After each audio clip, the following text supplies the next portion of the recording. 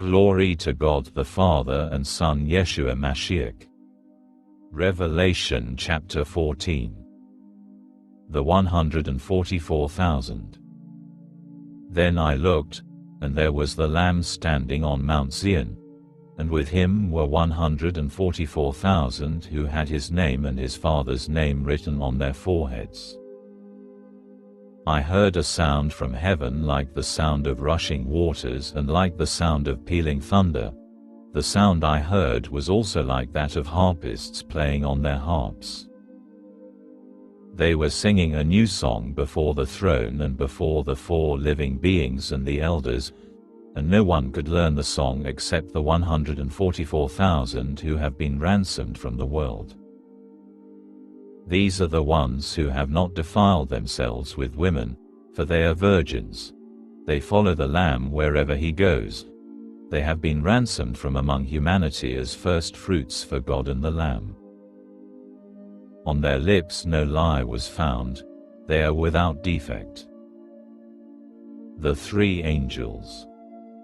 Next I saw another angel flying in mid-heaven with everlasting good news to proclaim to those living on the earth, to every nation, tribe, language and people.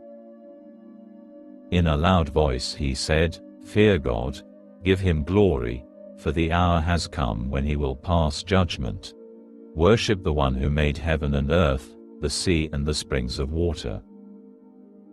Another angel, a second one, followed, saying, "She has fallen. She has fallen. Babel the Great. 1. She made all the nations drink the wine of God's fury caused by her whoring." Another angel, a third one, followed them and said in a loud voice, "If anyone worships the beast and its image and receives the mark on his forehead or on his hand, he will indeed drink the wine of God's fury poured undiluted into the cup of his rage. He will be tormented by fire and sulfur before the holy angels and before the Lamb. And the smoke from their tormenting goes up forever and ever.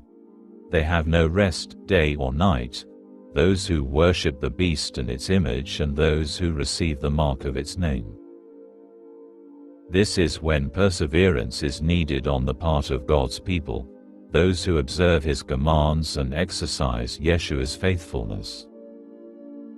Next I heard a voice from heaven saying, "Write, how blessed are the dead who die united with the Lord, from now on.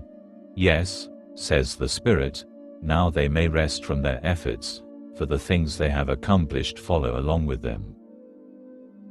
Harvest Judgment. Then I looked, and there before me was a white cloud.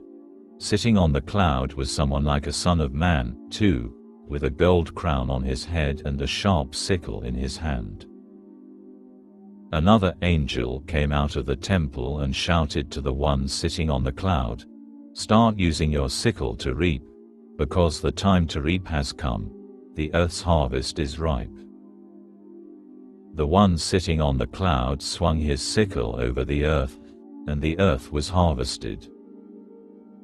Another angel came out of the temple in heaven, and he too had a sharp sickle. Then out from the altar went yet another angel, who was in charge of the fire, and he called in a loud voice to the one with the sharp sickle, "Use your sharp sickle, and gather the clusters of grapes from the earth's vine, because they are ripe." The angel swung his sickle down onto the earth, gathered the earth's grapes and threw them into the great winepress of God's fury. The winepress was trodden outside the city, and blood flowed from the winepress as high as the horses' bridles for 200 miles.